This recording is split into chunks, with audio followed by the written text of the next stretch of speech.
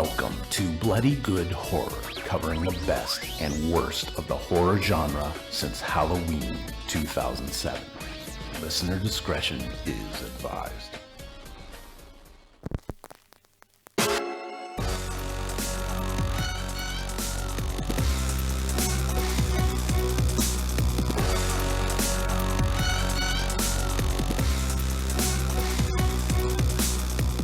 Hello everybody and welcome to another exciting episode of Bloody Good Horror. My name's Eric. I'll be your host for this evening where we will be discussing the final staff pick for 2017 from one Mr.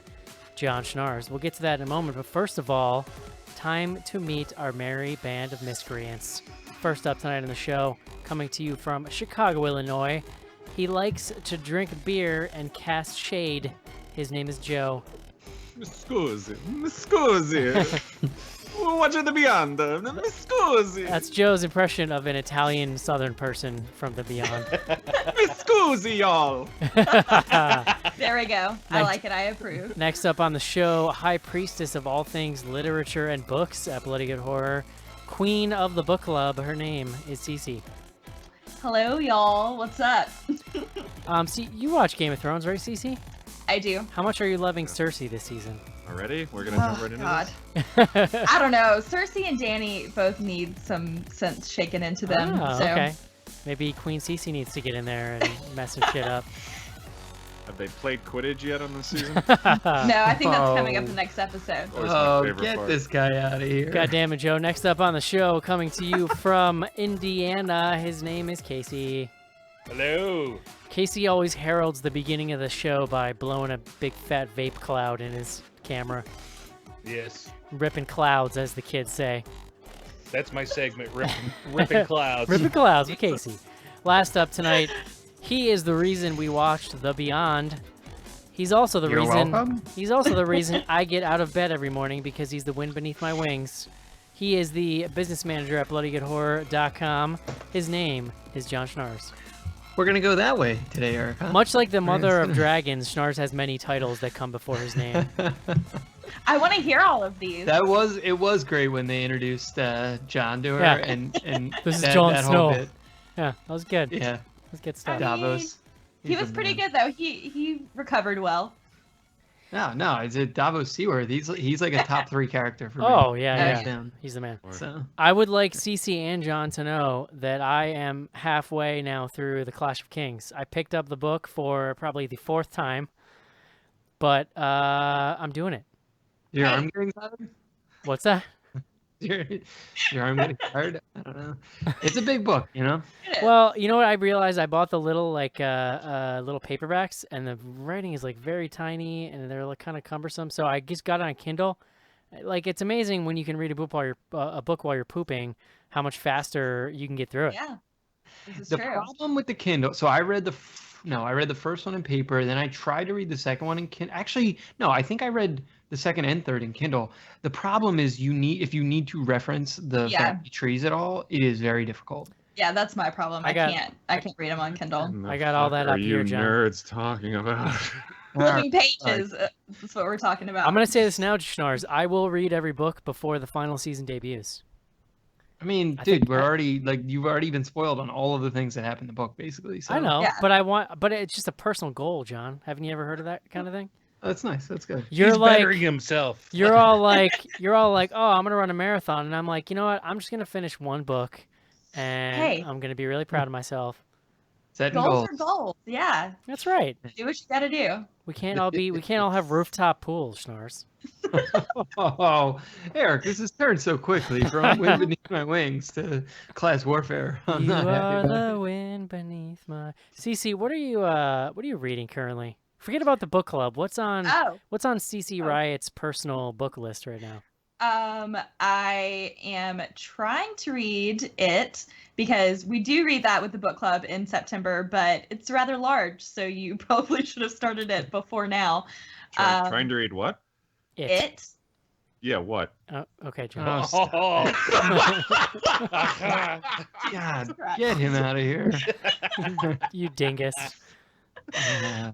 And I'm reading I Wish I Were Like You by S.P. Miskowski. So She was on actually the very first episode of Something Red, and I really like her work a lot. So that's her most recent release. Now- But that's pretty much it. Now, do you read 2 books at like more than 1 book at once? Well, right now I'm reading 4 at one time, so yeah. You are superhuman. It's incredible. mean, that's why some of the Something Red episodes don't come out as scheduled, because I'm reading multiple books at a time. That's how much It's a little you. hard to... That's how much you love reading. That you're like, fuck my podcast about reading. I'm gonna just go read right now. Well, no, I mean, I'm trying to read for the podcast, but it's not my full-time job, so it's a little hard to make the time to read multiple books. So- But I do read more than one most of the time. I'm usually reading at least 2, but juggling 4 is pretty hard. So the current book club selection is it? No, that's in September. Oh God, the you're planning ahead. Holy crap! The current book club is The Boys of Summer, by Richard Cox. It's kind of like a little Stand By Me-ish, based in Texas, with some tornadoes. Jesus. The Pull it land, together, Cece.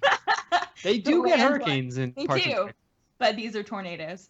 And then Something Red, we are, Sophie and I are reading My Best Friend's Exorcism by Grady Hendrix. Was Oh. that Sophie's choice or?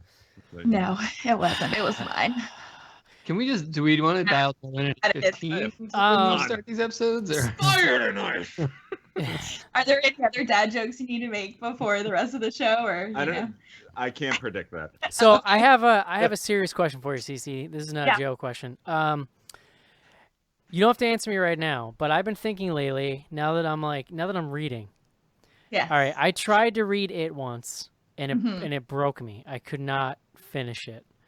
But I kind of want to read like a Stephen King book, but I need the Kid Glove Stephen King book. I need the easy entry, and I need to know where to start.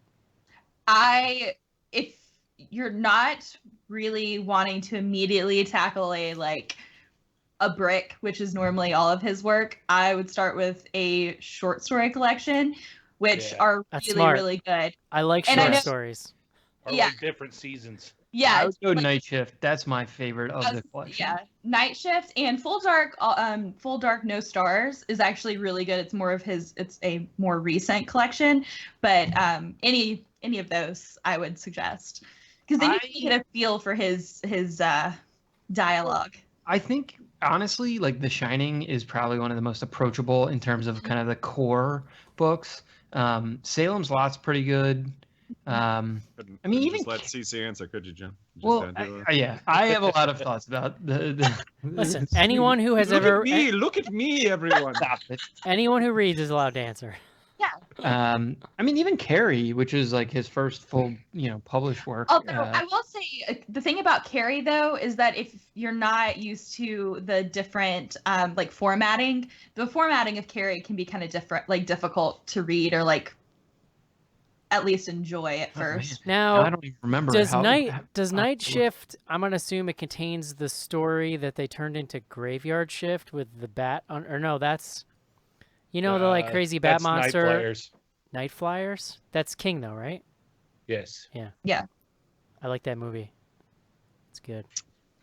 Yeah. So there's some good ones. I would start out with a collection, or like John said, Shining. The Shining's always one of my favorites. I think we should Different start. Seasons is the one with Stand By Me in it, isn't it? Yes. The body. We should start a new book club, like a side book club that's like the Eric book club, where people just recommend really simple books to me, and then I get I back don't to know you. if you've read The Far Side Chapter 2, Aaron. but Then I get It back to you in is- like a year with my review. How's that sound? Yeah. Well, speaking of, I know that you started The Ritual and you put it down, but did you see that they have made that into a movie now? That the trailer is out. Is that for the it? book? Is that the book club book that I think there's actually a BGH Classics about that tonight, or did we do that last week? I saw it recently, but it was maybe. yeah, it was like episode something something. Eric joins the book club and quits 4 pages later. But the trailer for the movie looks pretty good, so Very hopefully nice. it'll be better than the book for you. All right, guys, enough about smart things tonight. John Schnars, you know what's better than reading books? Watching Watching movies. movies. Oh, there he is. There's the wind beneath my wings. Nailed Why don't it. you tell me about the Bloody Good Horror 10-year celebration? Eric, this event, it's going to be a celebration, and it is happening 10 years after we started. So that's why we're doing it. No, but it's actually going to be really awesome. We October 21st, we will be traveling as a BGH contingent to Milwaukee, Wisconsin. Go ahead, Joe. You can say it, Joe. Milwaukee. Thank you. There you go. Which in Algonquin means the good land. I wasn't going to be able to listen to Schnars until you got that in. So now go ahead, Joe. We're going to travel to the good land. We have rented the Oriental Theater in downtown Milwaukee, where we will be screening a 4K restoration of Reanimator. Mm-hmm. This is going to be a midnight screening. Eric probably will not stay awake, even for the beginning. Yeah, I of the film. probably won't, but I'll be there in spirit. He's going to ask for a preview screening. So pre the screening, we will also be hosting an event at Great Lakes Distillery. The details of which are still coming together, but it will definitely feature one of probably the most outrageous bar trivia experiences anyone has ever been a part of. So look forward to that. Tickets are going on sale this week for patrons. So we're going to do a little bit of a pre-sale just to make sure any patron that is interested has access before we put these on sort of general sale. We are partnering with Great Lakes Distillery. We're looking for a couple other partners. We're talking to some beverage distributors, perhaps, things of that nature. So look for some more cool announcements coming soon around what that's going to look like. Sweet. So headlines. The date is October 21st. Correct. Milwaukee, Wisconsin. Correct. Join the BGH crew for drinking and trivia. A midnight And screening. Reanimator. A midnight screening. A 4K restoration of Reanimator. And you get to meet Drunk Schnars. Oh boy. Scarier than anything in Reanimator, I assure you. I apologize in advance. If you meet drunk Probably gonna Schnars, there won't be an 11-year. If your self-esteem is low, just be careful, because he's been known to cut a man down from time to time. Yeah. For come on. daring to not want to hike 5 miles through a Or like wind-chilled city. during the business presentation when he turned to Mark and went, "That was legitimately unhelpful. Thank you." Well, that was That was good though. that was That was a I was classic. actually slightly buzzing at the time. So. that is legitimately of no help whatsoever. If you would like Thank- Schnars to cast aspersions on your life choices, then you should show up in Milwaukee. For real though, Listen, it's that gonna could be a side benefit of attending. It is for easily sure. going to be the largest gathering of Bloody Good Horror writers ever. And if you're worried about, like, coming out by yourself and meeting all these people you don't know, like, we're going to be meeting a lot of these writers for the first time in some cases. So it's just going to be one big family love fest. should start a listener poll of who's gonna make it latest into the night. Oh, I'm not. Yeah. You don't even put my name Oh, in my there. flight leaves at 7 a.m. on Sunday, so it Oh. looks like I'll be Wow. pulling an all-nighter. So on you. Operation Make CC Take Shots is now in effect. Yeah. Well, we should have I'll like take odds shots. and everything. Like if Eric makes it, like that's like 1,000 to 1. Yeah. Okay. Can I bet on myself and then? Yeah. It depends. Sometimes I get this adrenaline shot. Like at Mark's wedding, I stayed up the entire night and went to the airport at 3:30 in the morning. Yeah, you were drinking hard alcohol, weren't you? Very hard. Yes. Yeah, there you go. I think that's called the being drunk. No, but it's got to be a special combination with like adrenaline that makes me want to stay up for some reason. Like my brother's nuptials. My own wedding. I did my own wedding. I drank everyone under the table. The only time in my life it's literally ever happened, because I had wedding strength. Thanks for the Wedding. So strip. what I'm saying is, if we could arrange a wedding at this get together, then I think I might be okay. It's all Well, coming together.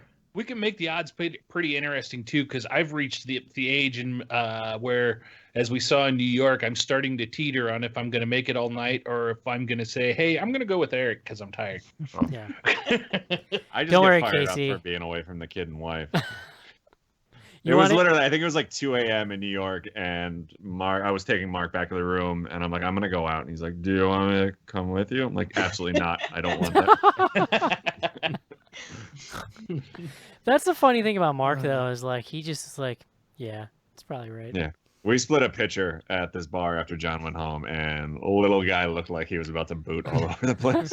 Yeah, after John went home is the key phrase there. After fucking Lord Shitshow went home. Well, if by John went home, you mean Mark and I put him in a cab I was gonna say they were like, you need to get out of here. and said our final goodbyes to him.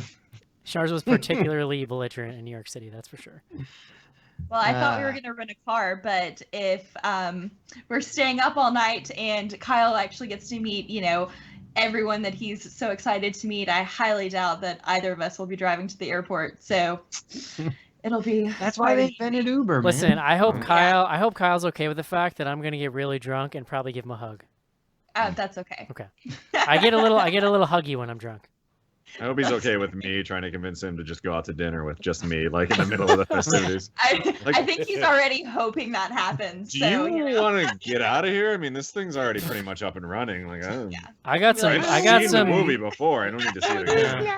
To be over. We could just go like Netflix and chill back at the house. I don't know. I mean, Joe, I'm expecting it. I'm highly prepared for this. BGH 10-year, be there or be square. Joe, speaking of Netflix and chill, it is time for this week's beer recommendation. Beer guts.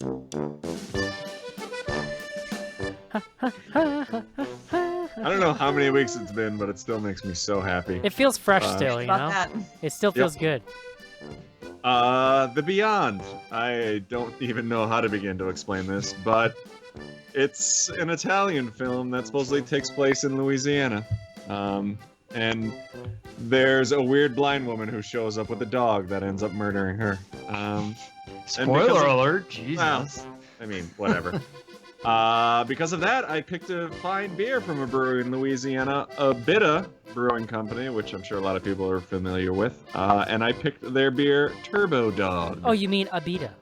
Abita, which is in Abita County or something, Louisiana. Abita Brewing. Where's the fucking... Whatever. Abita Springs, Louisiana.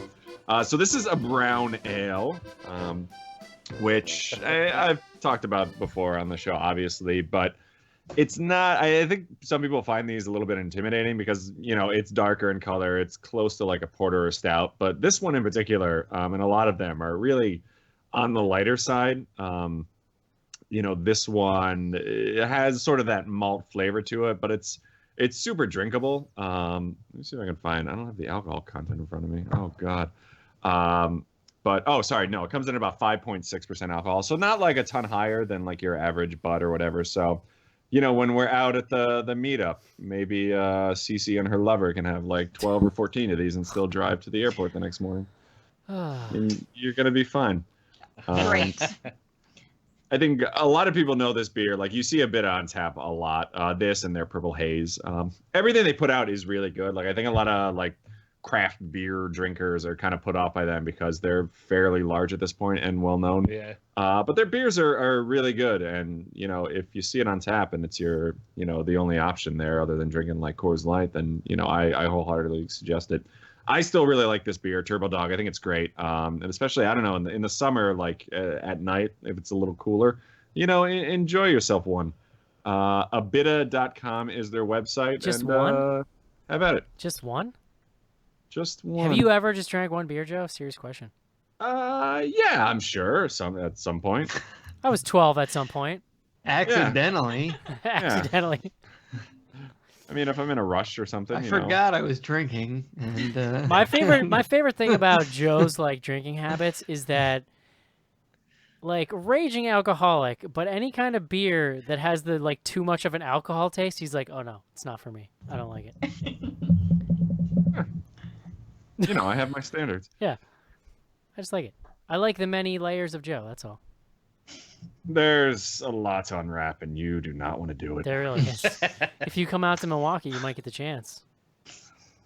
Yeah. I mean, how does John feel about that? Hey, wherever the night takes us. There's 2 layers to Schnars. What you see now, and then drunk mean Schnars, and that's it. But there's not a third side that's like sweet loving to Eric's side? No, that's what we see right now. Oh, okay. That's everyday Schnars. Yeah, Oh, exactly. gotcha. Exactly. Come on. There's also a blacked out John. There's- like, Yeah, you haven't lived till you've seen John eat a tray of charcuterie leaning to the side. The best is that like I've probably seen Joe the most of anyone on the podcast, like in the last, let's say, 5 years, like in person. But virtually every one of those times we've gotten like pretty hammered, and I've gotten like really hammered. So Yeah, that's how it Yeah. works usually. and I've biked home. Well, I was going to say, I think we've all made the mistake at one point in our 10 years or another. I'm going to keep up with Joe. Joe, does your bike look like Pee Wee Herman's in that movie? It's like the whole. My bike is such a pile of garbage. Like I do not take care of it. I just let it out in the rain. Like Yeah. I assume people driving by me when I'm biking home from the train think that I am like I got a DWI now. I can't actually drive a car now. Joe's biking home drunk at night, just like la la la la la. Yeah. I love it. All right, guys, it is time to discuss The Beyond. This is it, Jennifer. Your big break in TV. From the prime time, bitch. Main feature. And we're back. John Schnars, Eric. words have less meaning by the day. It's tough. The It's Engli- tough out there. The English for words. language is dying, and there's only one man that can resurrect it.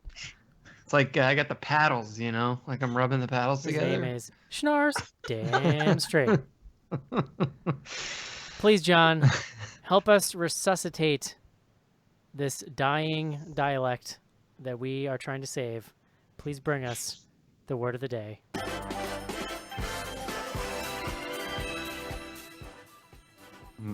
Mm. Eric, today's word is effluvia. Ooh. Mm-hmm. Mm. Effluvia is an unpleasant or harmful odor, secretion, or discharge. Sure is. That last part, very material for this film. I It think comes it's also to that yogurt that helps you go BM, right?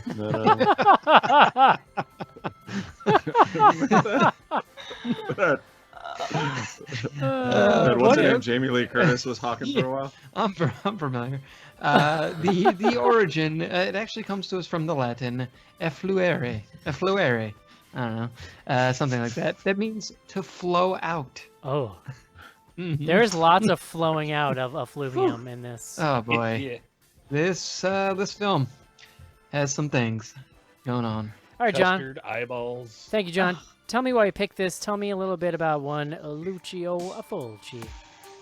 Yeah, I mean, so the main reason that I picked this is that it's probably been on like the short list of films that are sort of cult classics or sort of like classic 70s, 80s horror that I just had never seen. I've seen Zombie 2. That might be the only Fulci film I've actually sat down and watched. I was like gonna look and see. Which is worth saying that Zombie 2 is Zombie in America because they called Dawn of the Dead Zombie over there. Okay. However it worked out.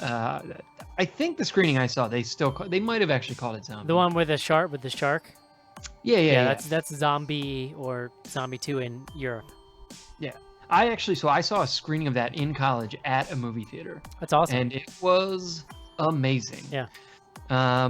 So yeah, I mean, I was somewhat familiar with Fulci through that experience. But this is one that I think gets referenced a lot. It's sort of like you'll see it kind of name dropped in reviews, things of that nature. And so I was like, what time like the present to check it out. It is weird as fuck. Yeah, it's I believe the term is bananas ass bonkers. Yeah, I mean, I don't know. Do you want me to do a quick synopsis here? Yes, I do, of course. Basically, Good luck. What fucking show do you mean- think you're on? well, the premise is like really simple, and it actually is like fully explained in the first, like, let's say 10 minutes of the film. So essentially, as Eric mentioned, this film is set at a hotel in Louisiana. Fulci is an Italian director, so it's essentially all Italian actors, maybe a couple of Americans. I think the doctor is actually an Aussie, David Warbeck. I kind of looked him up because he was like the most likely American. Yeah, so it's set at this hotel. The first sequence takes place in 1927, and we kind of see that in the title card. It's shot in black and white. There is an artist there who is essentially attacked by a lynch mob, and I believe it's in voiceover that they sort of like narrate the fact that there are seven, or no, maybe someone's reading this book. There's a book that's like that says Eban on it. We can come back to like what that is, or if it's actually explained in any way in the film. But essentially, it's explained that there are 7 doors to hell, 7 sort of like gates to hell, and one of them is like underneath this hotel, or this hotel is built on top of one of them. This artist had somehow like gotten mixed up in all this. He was like protecting the door or had hidden it or something or other. But basically his murder by this lynch mob opens the door. Well, now we fast forward like, I don't know, 40 years, something like that, to the late 60s, I believe, or 71. Is that what it said? and This movie was later than that, wasn't it? Or maybe not. Yeah, the it's movie is 81, 83. Yeah. But there's a title card Yeah. that gives the year as like, I think it's 71. It might be 74. It's something like that. So there's like another title card. It's in color. And we meet Liza, she is a New Yorker who has inherited this hotel from like her great uncle or something. It was like one of these, like, I didn't even know I had a great uncle, and now I have this hotel. And so she's like, we basically meet her as she's starting to renovate the hotel, and basically in the process of renovating it, they sort of reactivate this gate to hell, and just crazy things, just craziness ensues. It kind like narratively, like they are sort like she and then other people are sort of stalked by demons. There's this like blind woman that she meets named Emily, who like lives in the neighborhood, and has a dog, and like a seeing eye dog. And Emily like explains some of like what's going on to her, but then is also like, I don't know, like has been to the other side and is somehow polluted. This movie is so broke ass, they couldn't even afford full contacts to cover people's eyes. Like in a lot of scenes, you could see their actual eye poking up around the contact, which is kind of amazing. All the time. So it's super weird. Like there's just a bunch of people like getting murdered in super strange ways by some of them by demons, some of them like, hurting themselves by accident or things of that nature. Stuffs his toe to death. There's like basically a bunch of stuff that happens in this hospital where like a bunch of dead people are coming to life. It's wacky. It's a wacky movie. All right, Joe, how do you feel about Schnarz's staff pick? I mean, I thought your description was as coherent as it possibly could be for this movie. It's funny because I want to say about an hour into this, I'm like, there's 25 minutes left and there's still no like actual story going on here. And like, meanwhile, I was reading the Wikipedia page and there's actually a quote from the director, like, to everybody that's complaining about there not being a story, like it's a visual movie. All right. Shut your mouths. So, I mean, I get it. Like, I don't think they were really going for depth here. They were just going for a lot of cool visuals, which in that respect, like, I think, for the time this came out and probably what the budget is, like, it's a really good looking movie. I'm not 100% sure why I get, such a big cult following around this, other than the fact that, like, there's a lot of, like, gross out eye play going on here. And, like, it's pretty, graphic. Eye play is 100%. Overall, I enjoyed it. Yeah. Can you guys hear me? All of a sudden, everything went weird for me. Yeah, no, I can hear you. I was just going to say that iPlay is 100% a porn category somewhere. You said you enjoyed iPlay, and that's all I got. So.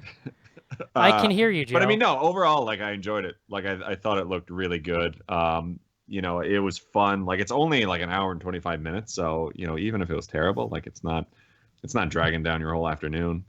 Yeah. Well, that's good. Put that on them. Cece.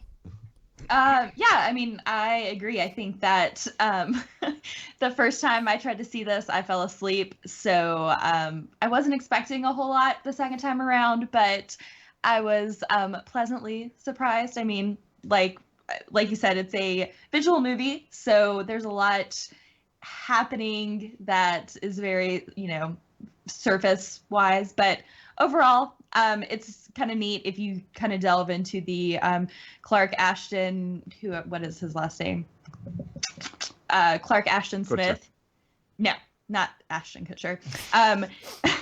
No. Smith was a contemporary of like H.P. Lovecraft and Robert E. Howard. So he actually, the whole movie is based on a short story by Smith, and it's part of the Hyperborean cycle, which you can kind of read all into that. So that's kind of cool. I think that's partly why it has such a cult following. But yeah, I mean, it was entertaining. I liked it. How do you know these things, Cece? Serious question. I did. So I did see some of that when I was yeah. like Wikipedia No, hopping you didn't, around, John. No, you didn't. No, but had you heard of those books before, Cece? In seriousness, I've heard of Clark, but not of of Clark Smith, but not of the Hyperborean cycle. Mm-hmm. So no, I didn't technically know. I mean, I knew that it was based on a short story, but I didn't know that John's it was. John's like, oh, you Smith. didn't know? Okay. no, all right. I'm not like quizzing. I'm just like I literally had never heard of that at all. So that's why I was like, No, are I mean, these like only- known?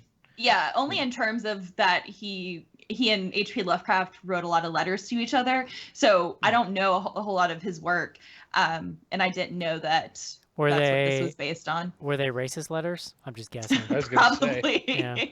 Come on. Racist pen pal. Yeah. Casey, I didn't read those letters. Casey, what'd you think? So I'd seen this once before. It was it's been a long time between that, but like everybody else has been saying, this going through the second time, it actually I liked it the first time I saw it. It actually made a little more sense to me, I think, this time. I'm not saying I have the whole thing figured out, but I was able to follow along a lot better on what was going on here. But I dug it. It's got I see why people get into it. Lucci's got a certain style. I think this is a good showcase of that style. There's some a lot of gory, gross stuff in there, and the atmosphere is pretty solid in it. And like the images they go with for their version of hell and whatnot, once we get towards the end of the movie, is pretty good. John Schnars. Yeah. Oh, did I like it? I thought I had given my readout. I thought you were going to ask me a question. I mean, listen, I am glad I watched it. It was, I don't know what I was expecting. I think I was expecting something a little more coherent than this. Not that it's like completely incoherent, but it is definitely non-narrative at times, I think you could say. I mean, again, I'd seen Zombie, so, and that movie has some wacky shit, right? Like there's a sequence where a zombie is fighting a shark. But I would argue that movie holds up really well. If you can handle the campiness. Yeah. Well, and that's the thing. Like, this is almost like less campy in some ways. Although, like, if you're familiar at all with any of these like European horror films, because like we've seen other Argento films, like we've Bava, like whatever. There is like he's working in a kind of genre milieu, right? That Fulci's coming out of, and like he's definitely like later than some of those guys. So I don't know. It's interesting, right? Like the stuff that he does, like where he's like spending his time is on like getting the like eye gouge effect as like good as he can. Well, like get it. I'm not sure. Good. Like I'm not sure that Fulci's highs ever reached someone like say Argento's highs. But the thing that I love about Fulci is like he has his own style, man. Like you can almost pick his movies out. No, I would agree with you in that like Argento artistically is like light years. Was. Well, what? Yeah, all right, sure. I mean, but like put it this way, Lucio Fulci's dead, and he still might be a better director than modern day Dario Argento. Yeah, but that's just, I mean, you and I are better directors than modern day Argento, right? But I think the fact that, I mean, like, you look at like something like Suspiria or Inferno, those have like very unique stylistic sort of things that they're trying to do. And also make This no is- fucking sense. Yeah, but this makes very little fucking sense, and like isn't really doing anything all that stylistic. It's just wacky, and it's doing some like really interesting like practical effects stuff, Mhm. but otherwise just weird. Well, I mean, I think that, kind of playing with a gateway to hell, like it was just his kind of his doorway into exploring what hell is in general and kind of, how that mirrors our our universe at the same time. So it's still not a narrative plot by any means, but I think that it at least gives some of his artistic direction, some depth. Yeah, there was a moment here where I almost thought this movie was going to go in the direction of basically like shorts, that they weren't even trying to be connected in any way. And there are a couple of the kills where they're just complete, like you literally are just like, why is this happening? Like, why are we? That one in the library like specifically sticks out to me. Oh my It's god, like the fucking just spiders. the guy looking at a book. I was fascinated by that because there was definitely in almost every shot there was at least one or two real spiders, and then there was a big fake one in the back whose legs Oh moved my like this. God. It was like, Yeah. "Ugh." I couldn't tell the difference from when they cut to fake to a real Oh, spider. I know, it was so good. See, I know the it was first- like tarantulas, and it's just like I don't know, brown. Just- It Yeah, was like the pipe first time cleaners I- stuck on like a piece of foam core or something. yeah. The first one, when the husband or whatever in the hospital, the tarantula showed up, I laughed because you could basically tell it was somebody hiding behind the table with a couple fake spiders going, ooh, ooh, ooh, ooh, Yeah. ooh. I was like, so I mean, I was pretty excited when you picked this, Schnars. Like, I saw this movie years ago, and honestly, like my first impression was a little conflicted because it is so nonsensical, but I remember at the time thinking like, wow, the ending, I loved the ending of this movie the first time around and thought it really kind of redeemed the rest of it for me. Going into it again and not worrying about that at all, I was kind of able to just like let it wash over me and appreciate like the things that I love about Fulci, which is that he feels like a very like authentic creative voice to me, and that you don't get the sense that he's compromising for anyone. And he also is kind of like delightfully, his production style is, I would call like delightfully janky. Like Yeah. the kid, like, there's a close up on something and they couldn't even like lock the camera down properly, so it's shaking, or they're Yeah. trying to do rack focuses and they're not doing it right. So when it lands, the subject that's supposed to be in focus is like just kind of out of focus. Yeah. Like there are a lot of out of focus shots in this movie. The like Visual man. the tarantula scene goes on for like 5 minutes, and those fake tarantulas like some of the worst thing ever. But like he fucking commits to all these crazy ideas that he has. And so like going back to it again with sort of these adjusted expectations of having seen it, I liked it so much more in the second pass. And I do think there are some like subtle artistic things he's doing. It's not quite as out there as like Argento, where he's really putting on this like artistic affectation almost. You know what I mean? It's a Sure. little subtler than that. But I think he composes. I think he composes some really interesting images. And even though we're joking about it, like some of those images are the gore shots. Like the shot of the little girl getting her head blown off has become Yeah. this like iconic horror visual right up there with like the zombie from Zombie, like his face with the worm coming out. Like he's good at setting up those really gruesome, disgusting things. You definitely like, you got to think for the time, this was really the beginning of the renaissance of like practical gore effects. You're talking like prime, like Friday the 13th, Halloween 2 era, when everything's just exploding.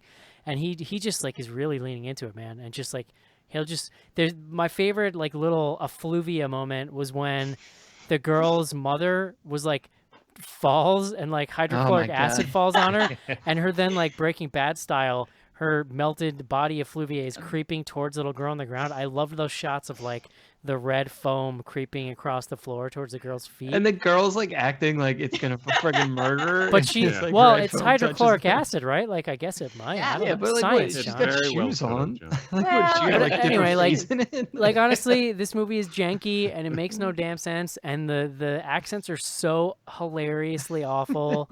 Like they've dubbed it over, but it seems like in some cases they've dubbed it over with Italian actors doing Southern accents, Yeah. which is Yeah, I amazing. got that impression. And it's clear, like Right. it actually looks like some of it was shot in New Orleans, which gives it this really interesting flavor. But then some of it was shot in like in Italy, and I just really, really like appreciated the chance to go back to this movie and see it with 15 more years like cinema under my belt, and like just kind of appreciate it for what it is a little more, I guess, than the first time I saw it. Yeah. Can I just say that it kind of does make sense if you're really wanting to pull together some symbols and really wanting to make a more narrative plot, because at the beginning the guy, the warlock who is kind of sacrificed in the basement, is sacrificed because he's a warlock, because he's trying to, gain all of this extra knowledge outside of what everyone else knows, and therefore sacrificing him opens this gateway to hell. And throughout the movie, anytime anyone is trying to learn anything more or like figure out what else is happening, that that exploration and knowledge is basically rewarded with death. So there's several symbols that pop up, like the tarantulas, like spiders are very symbolic of the mystical knowledge and the, kind of growth of spirituality. So that happens. And the clock when the alarm goes off every time it hits, like you can't see the first number, but the 2-second numbers are 36, which in numerology is 9, and 9 is also representative or more of a representation of the quest for knowledge and spirituality. So the whole exploration of hell and knowledge is. Here comes John to try. Well, no, wasn't the 36 because explain it? It was 36 was the room number, so that was like someone was buzzing from that room. Oh, it actually was still. the ghost. Yeah, No, it's John, still, we I get, thought you it know was a stuff clock. too. Okay? Honestly, It's not a- honestly, all of you guys just sound like Alex Jones to me right now. I didn't want to pull a John, but yeah, I just took it as the ghost was in the room buzzing the front. Next thing, I mean, it works both ways, but I was just, the Next- second time around, it's easier to take the time to, look those listen, up. just You know what just really- don't try to sell me like colloidal silver or anything, okay? You know what really bugged me about 36 in that room? Why did they have the room number inside the door? Well, They call down to the desk and they're like, "What room where number do you are want me you, to I bring guess? this?" And Because I you never forgot for remember. I think 5 it's a minutes, nice you- touch. Yeah, when you're ordering a door to hell, you need to tell them what door to bring it to. What There fucking- are- 36. consider it. I mean, Eric, like your read on this on Fulci and his like sort of, I don't know, like effervescent style or like whatever you want to like. He's just so like lackadaisical. It's like some of the things. Just it's like a level of laziness. Like, you ever get that's- to, like, here's the thing. This is how I always, like, I watched, I don't know if you guys have ever seen the New York Ripper. I But haven't seen and it, this is but- totally in my head. This is based on nothing. But I know I've read some interviews where, like, he seemed like he was a little batty. You ever see like a filmmaker or a movie and think like, this person is here not because of the filmmaking, but because they have crazy ideas in their head that they need to get out. Like it always seems less about the filmmaking than it does just about the batshit craziness that he just like had to put out in some form, Well, there's Yeah. but there's Like just he's not the stuff like- technician like Argento was. No, what you're saying, everything the way you were describing him earlier, all it made me think of was our buddies at Troma, right? Like Sure. it's like Sure. in that same vein, like you could describe them the same way. I think he is more proficient, or at least like he's like less whimsical perhaps than they are. Yeah. But You make it But, sound so sweet. I know. no, but there's just so many things that like it just doesn't make sense. Like the 36 inside, like they clearly made a decision, and that decision is like insane. Like it just doesn't. I think we emailed a bunch of shit. I'd have to like go back through, but like I was watching it. There's a point where they're in the hospital, and there's a sign that's in English that says "Do not entry." Like they clearly had someone write that sign up, and Do they not must have asked someone, like, "Hey, what would a sign say?" And like, but then they didn't get like an English language teacher and just say like, Oh, But God. I think it's also one of those cases where like he's had an idea and he had these batshit crazy like scenes planned out, and then he just tried almost too hard. So when it translates, it's just like what the hell is You know this? what? You know my Something favorite. Go ahead, Casey.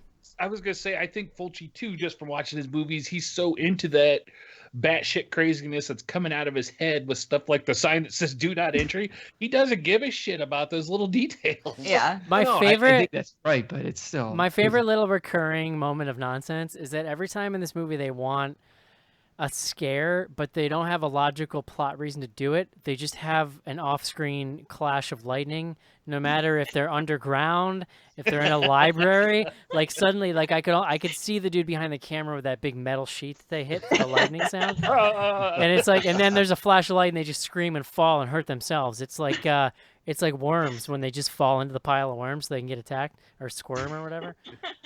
It was really I fun. also Like the need to ask, tarantula dude, nothing happens. He's on a ladder, a light claps, and there's thunder, and he goes, oh, and then he falls backwards, and then his It face is reminds getting me of- eaten. Of those really bad, like Help I've Fallen, like those commercials. Have you Alert. Yeah, fallen? But, Is your or face like when they're selling the things and they're trying to open the can and then the can Yeah. just like explodes. is your face being eaten by tarantulas?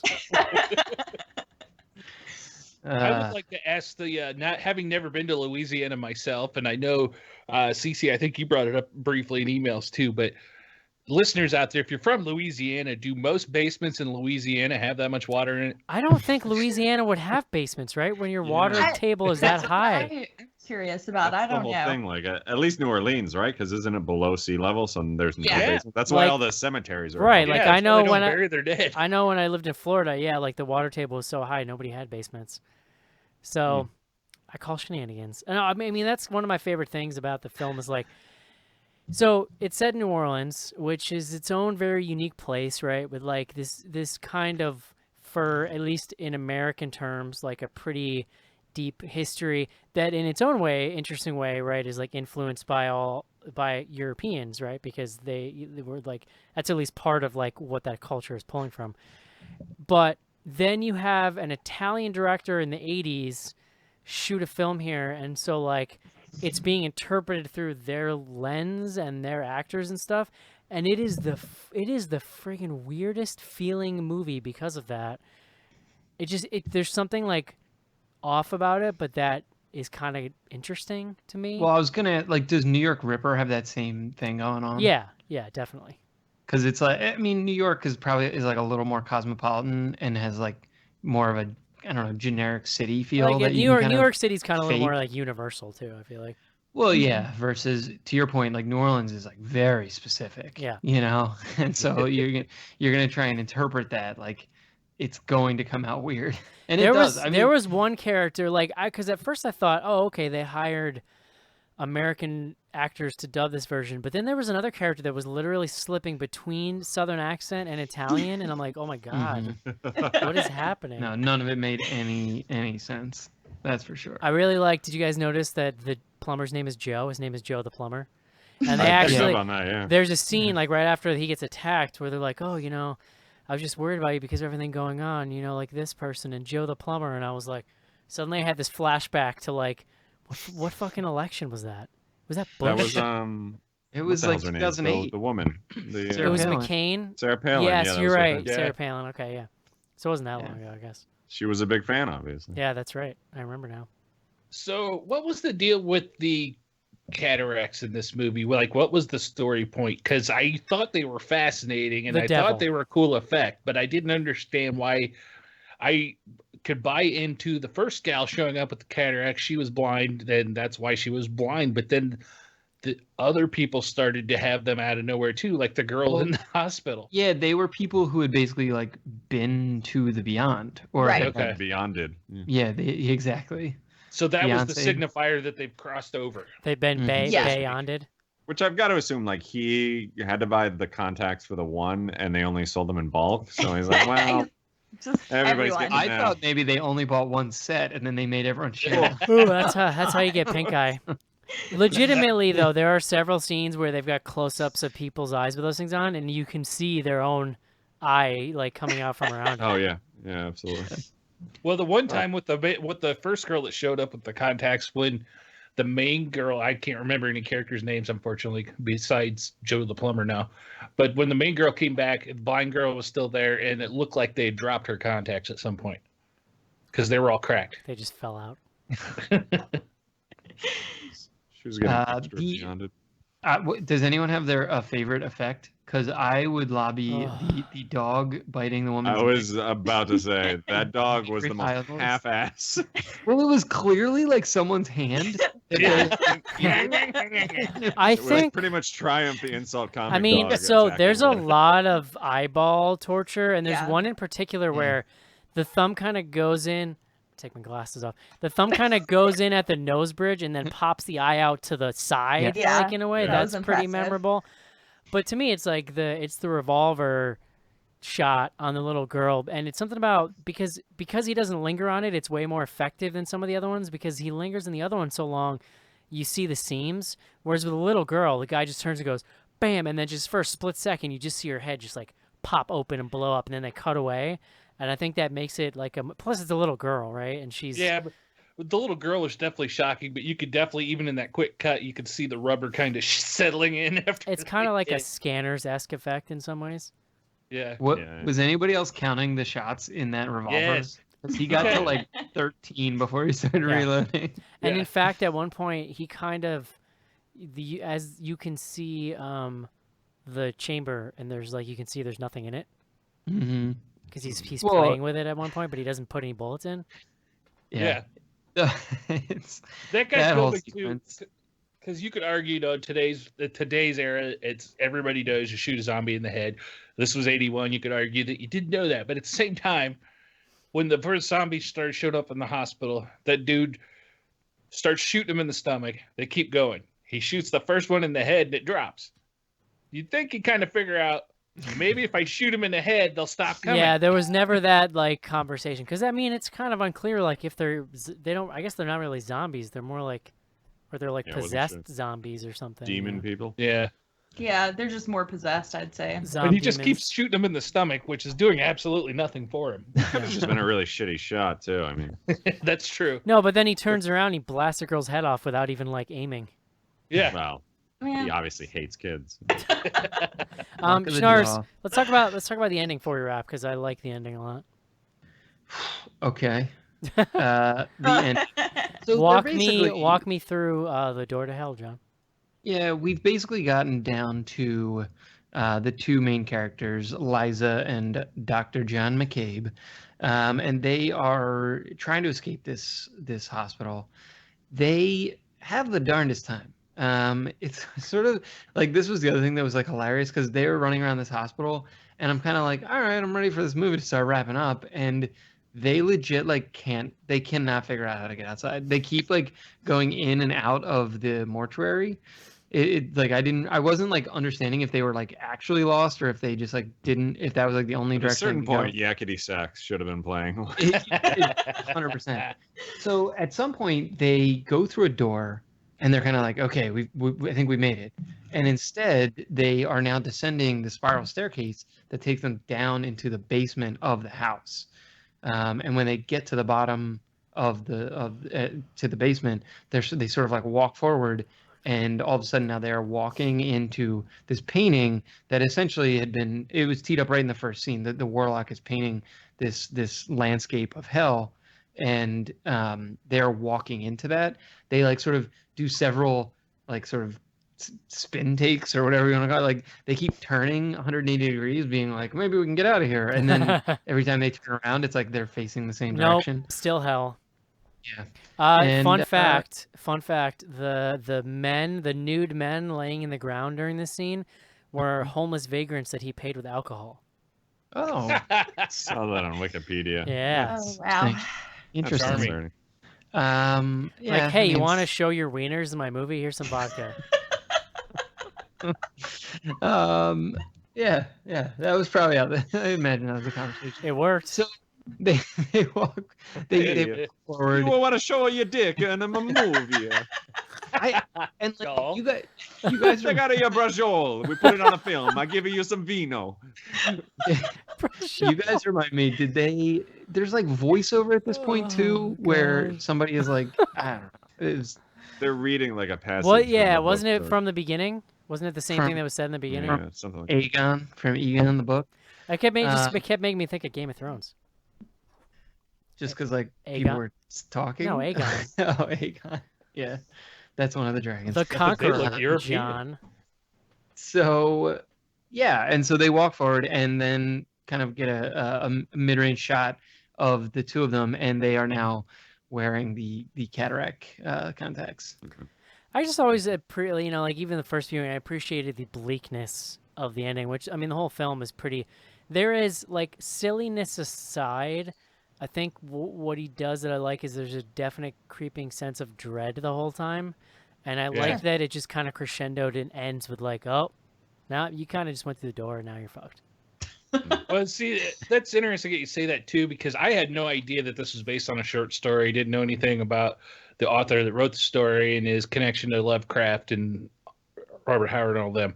My first thought going into this was this movie's got a it's got a Lovecraftian feel to it. You break it down there because there is that creeping dread that's kind of coming from beyond, and you don't know anything about it. It's kind of a cosmic thing, and you can feel its oppressiveness and stuff. And looking back on it now, that after hearing you guys talking about that this short story was based on the connections, stuff like that, it's like, oh, that's pretty cool. They actually did a fairly good job of conveying that, I thought.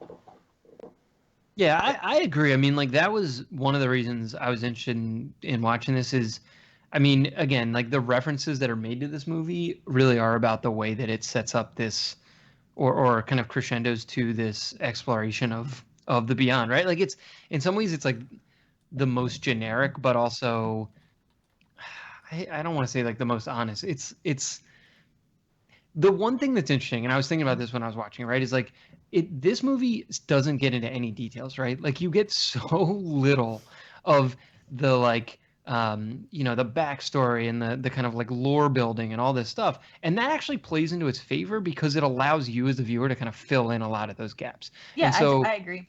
And so that actually, like, I think it hits on what you guys are saying around like it makes that if you are bought in, if you've kind of like filled in those gaps for yourself when you get to the ending, it sort of it makes it more impactful. I will be honest and say that like I didn't quite get there myself. I mean, I didn't fill in any gaps. I just knew there was a door to hell and they don't want to go in there, and then they went in there. And then they're there, and like you said, they're fucked. Yeah. You know what? Honestly, it's interesting. Like, hell did not look that terrible. Like, well, I mean, because technically, hell, the fire and brimstone hell is a very Judeo-Christian hell. Like that's not what hell is described in other religions or like in other mythos. Judo. So really, this desolate, empty, like overbearing, existential dread is really what hell is to a lot of. Outside of the Christian. The problem faith, is, Joe, it didn't look to me, Joe, like you could grow any food in that soil. So I think you toss a 7-Eleven there, like I could manage. I mean, I guess you could live to harvest vagrant dick. Yeah, you. Yeah, I was gonna say you could live off of those. A vagrant dick farm down in the beyond. I was gonna say you could definitely live off of those nude homeless men for a while. It did look like it would play hell on my allergies, though. Some of them looked like they were eating pretty well. Is all I'm gonna say. Yeah. Oh boy.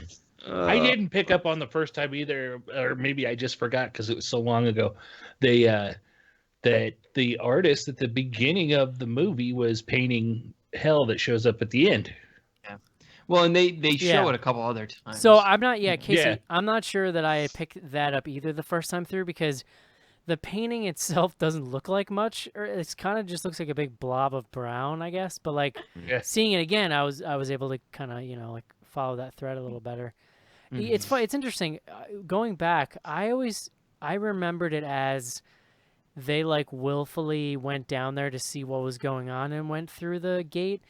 I totally forgot this moment where they're kind of Blair Witched, like they're kind of forced to go down there because they can't escape the house. Like I totally forgot that part, which I just thought is an interesting kind of. Yeah, because they got sucked back in there because they like turned a corner in the hospital and wound up in the basement, didn't they? Yeah, like suddenly they're just there. Yeah. So, sweet. All right. It's good times. Joe, would you recommend this? Yeah, I would. I think it's worth a watch. Cece? Yeah, sure. Casey? Yes. John Schnars? I'll say yes. Nice. For historical Yeah, context. I think so too. I think if you're into Italian stuff, if you've seen Zombie and liked it, like it's worth giving another Fulci film Can shot. we also talk about the soundtrack, because Italian Oh my horror, like god. always you the best. can't. There's nothing better than the soundtrack to Italian horror movie. Yeah, I know. So out of place in all these It's- scenes. I disagree. I think So- it felt a lot like a bootleg version of like a Goblin soundtrack or something. Like it's Yeah, got like it's just so I don't know, like at times it's so jarring that you can't help but feel like what is Yeah, it going puts you on? on Like, edge. why- It's yeah, got like, why is the- this happening? you know, it's got the I don't know, signature there's like certain 70s. scenes where like I think it's the one you were talking about with like the dripping acid on the woman's face, and then all of a sudden like this weird like 70s porn music starts like playing. Like a lot of it was like There very was- like what the There fuck was is a little happening bit here? of that, but the main theme, it's like great synth, and there's like these creepy choir chorus voices, sort of. Yeah. And I felt like they kept bringing it up in like throughout the film, and I felt like it kind of added some tension. I enjoyed it. It was something. Something else, Joe. What was the one? I got you into the Cannibal Holocaust soundtrack once. You remember that? Oh yeah. That's spawned like some weird listenings on my part. No, I love that stuff. I do. I did legitimately enjoy the soundtrack. It's It was just good. it felt some of it felt really out of place, but Yeah. I love that stuff. No, there is definitely weird 70s porn music in the Cannibal Holocaust soundtrack too, like in the Oh, middle yeah, of for sure. nowhere. Yeah. All There's right. a really good 70s horror, giallo, Italian, and erotica playlist on Spotify if anyone Wow. is interested. I Ooh, am. How would one this find is a that? family show. Yeah, you need to send that out. I wasn't interested, but no. How do you find that? I am getting the link now for you, so I Sweet. will share it everywhere. Love it. All right, guys, We'll that's post gonna it in the Slack. Yeah. that's gonna do it for John's staff pick of The Beyond. Let's take a quick break and do some fan mail. So, you want to know the story of Splatterhouse, the new horror video game for TurboGrafx 16? They say he stalks the old haunted mansion. They say he's looking for his girlfriend. They say his only weapon against the maggot-eating ghouls who took her is a 2x4. And you say you want to play this game? Splatterhouse. Only for the TurboGrafx 16 system from NEC. Greetings, gentle folk. This is James Duval from Donnie Darko, May, and Sushi Girl, and you are listening to BloodyGoodHorror.com.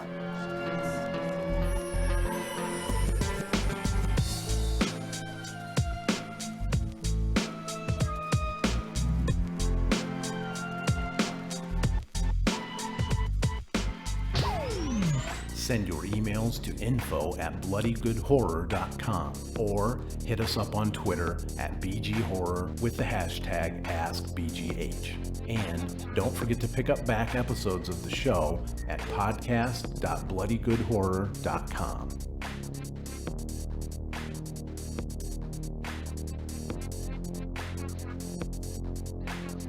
And we are back. You know what I forgot to talk about, Schnars? No. I saw Atomic Blonde. Oh, Yes. hold Oh. on. We might be doing this on Sophisticated Cinema, so I don't you care. know. It's my goddamn show. I can talk about it if I All want right, to. Eric. In Charlize we trust It's forever. fucking great. Did you see it, Cece?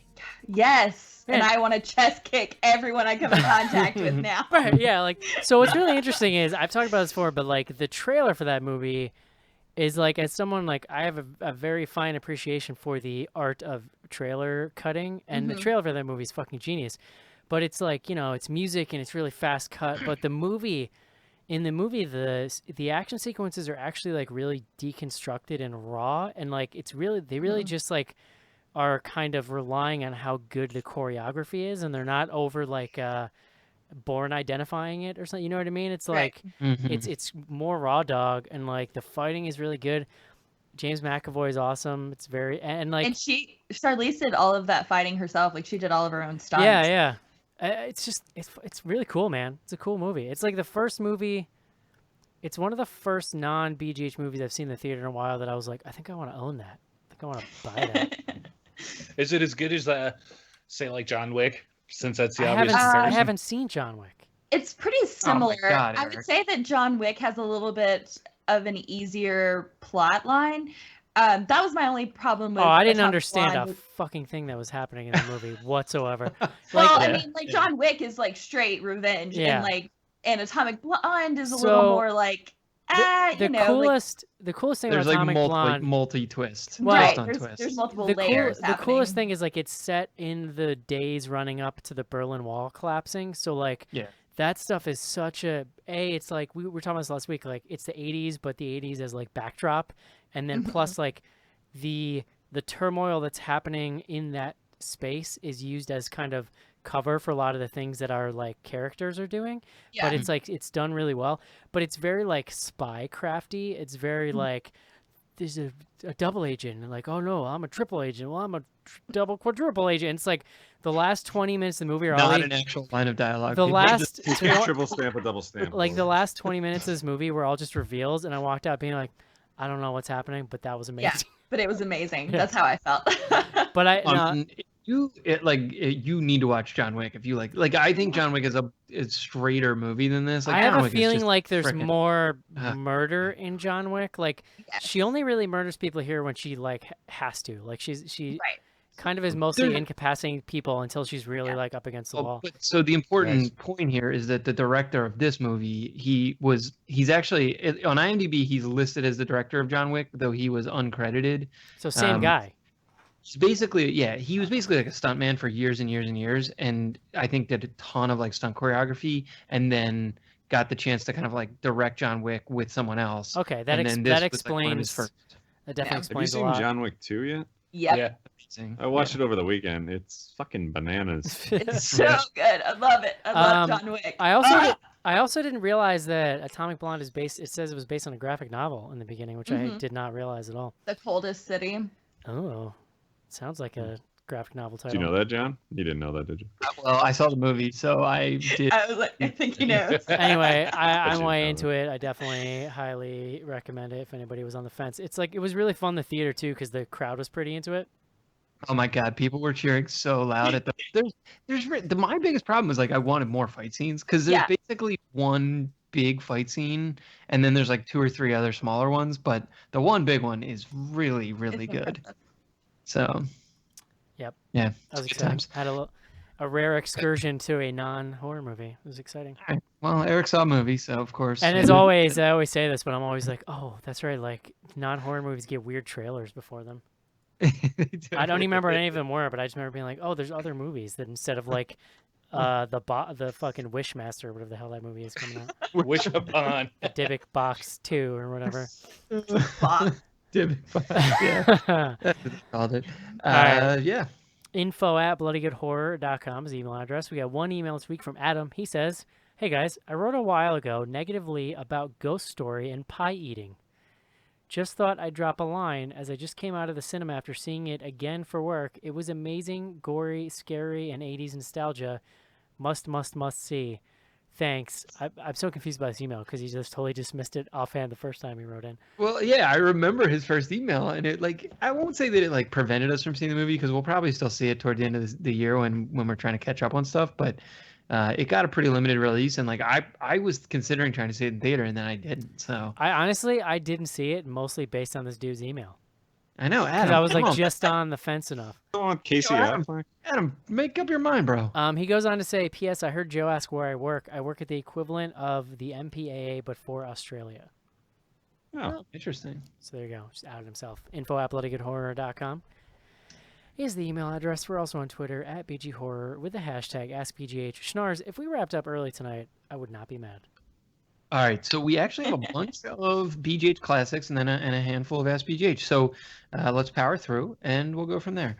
I believe this is where we picked up. So this one comes from Jake. That's at JHar0. At Mark BGH says they never told us how much it cost to ride the Flesh Carousel. 227 Silent Hill Revolution. I was going to say that had to be Silent Hill 2. Yeah. Because I remember, I very distinctly remember there being a creepy carousel in that movie. Yeah, that's like one of those movies I like do not even remember watching, even though I know we did a show on it. Very bad. Yeah. This one comes from at Library O Congress with one S. That's Library of Congress. Episode 232. Eric is convinced the movie Soul Man is based on a true story. Joe, I think it was a documentary, actually. I remember like having this really strong conviction that was true, and then I could not find corroborating evidence. Yeah, well, maybe Joe's right. So this is like the deepest of all cuts from at Skizbot. Episode 1. Oh, You just didn't want to say moldy teabag because it sounds dirty. Eric says to John regarding Mark's gross ass room. Episode 1. I was talking about Mark's gross dorm. And there you go. 10 years ago. We had another one from Skizbot. This one's from episode 431. So he was hitting at all points in the BGH timeline here. Nerds talking in front of ancient technology isn't scary, Mark. Is something I said about the last broadcast, which had a lot of nerds talking in front of ancient technology. And then finally at Burninator Ben Mueller, episode 347, Green Inferno. Eric says, keep your dingus away from those things. That's all I'm saying. What was I talking about keeping your dingus away from? There's a lot of weird things you'd want to keep your dingus away from. Yeah. Pretty good general rule. Fire ants, especially in horror. And out of hell. Keep them out of hell. For sure. What a weird. All right, that was let's such flip a it over. Weird movie. What, Green Inferno? Yeah. Like, shouldn't Eli Roth just be a better filmmaker at this point, given how long he's done it? I think that's the worst insult. Like, by this time, you should be better. Like, we've been doing this podcast for 10 years, and I can say unequivocally, we are better than we were 10 years ago. Eli Roth actually, like, devolved as a filmmaker. Oh. I mean, hold on. You just said a bunch of nice things about Lucio Fulci. I do wonder how people will appraise Eli Roth in 40 years. Listen, I am still the world's biggest Cabin Fever fan, but the rest of it. I mean, I loved Hostel when it came out, but it just anything post. I think Eli still got potential. He needs to go after. No, but that's different But after thing. 10 It's years, a little late for potential. Yeah, but after 10 years, the conversation is no longer, oh, that guy's got potential. It's like, no, he's like, he might be able to save his career, maybe. It's like It's like saying Rob Zombie still has potential to grow as a horror filmmaker. That's not going to happen. That's fair, but I think that's fair. He's going the same route as Zombie, though. They need to like switch playbooks and try it. I blame whoever sent that in for making me rant about Eli Roth. Sorry. There you go. That's our friend. You know what it was? Ben. I caught part of Green Inferno on HBO recently, and I was like, "What is this garbage?" That movie is weird. Yeah, I don't know. All right, let's flip over to some Mass BGH here. We got a couple of these. So the real Sean, that's at Sean Sendio 01, says, "Who misses John's aggressive V-necks? Ask BGH hashtag COD of War." I do. Mm-hmm. I think Eric's been more that's a attentive retical now question. that he's not distrct by those salt and that's pepper what was cubes. doing it. It's not like a laser pointer waving in front of him. Like I've ever had a chest hair, Joe. Come on. That's true. He's got a point. He does have one. All right, let's go to a real question here from Craig. That's 4-color Craig. He says, "What's your favorite horror film set in the South?" Good question. I know that Zombie is not a huge win here, but I'll always love House of a Thousand Corpses. And then I feel obligated to say Deliverance because it was filmed in Georgia, but I'm gonna say like a pig. I'm gonna say Day of the Dead and include Florida in that. No, it's definitely the South. Yeah, it's well, still the South. if you ever lived in like a lot of parts, some parts of Florida are very much the South, but other parts are very much just the South with North people living in them. Yeah, well, I was gonna say, and I mean, I think the other sort of maybe unasked part of this question is like where the South is like an element in the film, right? Like I think the thing about Day of the Dead is it's not touching on any of that Southern like culture stuff that is really. I was gonna say Last Exorcism is like a pretty solid. Dude, That's a good one, yeah. You know what? I'm going. I mean, The Descent is considered the South, I'm right? switching it to your pick, John. There you go, Chainsaw Massacre. Yeah. Oh yeah. And I mean, I like The Descent, and that was technically in North Carolina, but like you're saying, it's not really the South isn't a character. Most Ooh, of movie. most of my views on the South have been formed by Texas Chainsaw Massacre. So Wasn't Just Before Dawn kind of in the South too? it feels like it, but I'm not sure. Could have been. That's like the Tennessee mountains. I mean, How that's the about, only place that's in the woods and people go hunting is in the South, right? How about Wrong Turn? That's I was more gonna say kind of Wrong like Turn, yeah. Ozark, like West Virginia. Yeah, or no, I that's actually don't a know. little different. Yeah. Yeah. All right, some good ones there. Let us know, Craig, if you've got some other ideas. I'm curious. We should take this opportunity to bring up the fact that Cece's childhood home looks exactly like the house from Texas Chainsaw Massacre. Yeah. It's true. It is a lovely home, thank you. It was beautiful, but Murders I'm sure happen. people were murdered there. All right, so we got some more good questions here. Allison Howard asks, what are your favorite picks for best horror anthology movies? Creepshow. Oh God, I mean Creepshow, right? Creepshow and Yeah, I think that's Creepshow what Joe said. 2. And I always appreciate Tales from the Dark Side. It's a kind of a dark horse pick, but that was a good one for me. I was going I to say really the like Twilight Zone movie. Yeah, that would Oh, be it's right. mine. You want me a Coke? Joe. I'll say that I really wanted The Collector to be, Oh, a series. I know it's not an anthology, but What? Which one is that? did you want The the Collector? collector to be an anthology? Like a yeah, like I wish that they had done like Are you just like taking a movie and being like, yes, that was I an want it to be an anthology because then it could have had Really multiple wish like Fright stories. Night was an Beyond. anthology. I'll throw a vote out there. Not that it's my favorite, but I do enjoy it a lot, especially as a modern one. And Eric won't agree with me, but Trick or Treat. It's been long enough since I've actually seen Trick or Treat. Like, before I rant about it again, I should actually just go back and watch it again. I just love the Halloween theme that they gave to it. Yeah. I think they did really good with that. The stories are fairly good in that Yes. setting, but the setting's really what makes it stands out. Yes, they did have 4,000 jack-o'-lanterns. I will give you that. Yes. All right. So Skizbot asks, Jason has his machete, Freddy has his claws, Michael has his knife. What would your iconic weapon of choice be? I just think a machete is just a real good murder weapon. Yeah. Mhm. This tiny ass pocket knife. Like someone with like a bag of Cheetos somehow. Like, I'm gonna give you Like a- cholesterol. Like a golden lasso or something. Golden. Oh, can't you see I Joe didn't bursting know. into the sun?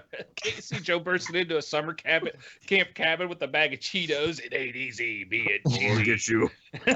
God. I have this whole, not to get off topic, but I have this whole backstory of me on Big Brother having a showmance with a bag of Cheetos, like all summer. Like the way they talk about it, like I didn't mean to get caught up with this girl on the show. I But didn't come you know, here to really- have Cheetos ruin my game. And then I'll be like, I didn't mean to get caught up with these Cheetos, but they're so good. I can't stop. Dude, the Cheetos people might support you in I getting can't quit you. off that. Until he Cheetos. starts walking around the house with an orange stain on the front of his shorts. All for it. Jeez. All right. What? So the next one comes from the Lausch, our old buddy. What are some of your Italian horror movie faves? Oh, God. Ugh. I always go to zombie, and I'm a huge I'm way into Inferno. Like I was never a Suspiria person, but the first time I saw Inferno, I was like, oh yeah, this is my jam. Yeah, Yeah. I definitely would go Suspiria of the two of those. Yeah, I'm more for Suspiria too. Was Pieces Italian? I mean, Then, I don't know. As much as it was anything. I really liked The House of the Laughing Windows. That was really good. it's But a deep cut. I've never heard of that. yeah. Yeah, I mean, You like, heard I'm that not one, the- John? no, I'm definitely not the best person to ask on this question. There's a lot of You know what You I've get some never engagement seen that to it. actually I've never seen that would make a good staff pick for me for the future is I've never seen Deep Red. Mm. And I'm like I've seen most of Argento's work from like his strong period, like with the exception of that. How about Cemetery Man?